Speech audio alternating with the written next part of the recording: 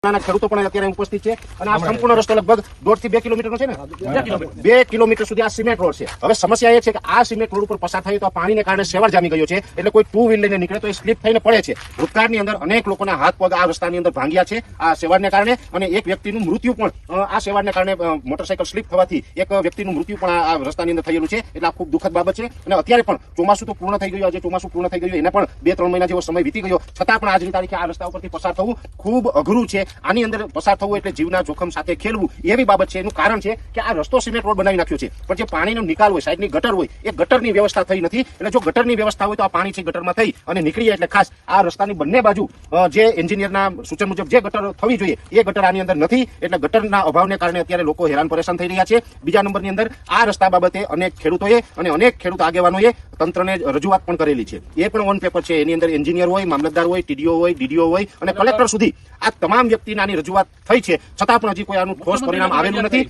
એટલે ખાસ કરીને આજે આ એક વિડીયોના મારફતે મીડિયાના માધ્યમથી હું સરકારને અપીલ કરું છું કે આ જે ચાંદીગઢ અને મોવાણાને જોડતો જે રોડ છે આની અંદર યોગ્ય વ્યવસ્થા કરવામાં આવે, ગટર કરવામાં આવે અને આગળના દિવસની અંદર કોઈનું મૃત્યુ ન થાય, કોઈના હાથ પગ ન ભાંગે અને આ રસ્તો છે જનતાને વપરાશ માટે કામ લાગે એવી વ્યવસ્થા કરવામાં આવે. જો એવું નહીં કરવામાં આવે તો આના માટે આગળ પણ અમે ઉગ્ર રીતે ગાંધી ચિંધ્યા માર્ગે લડી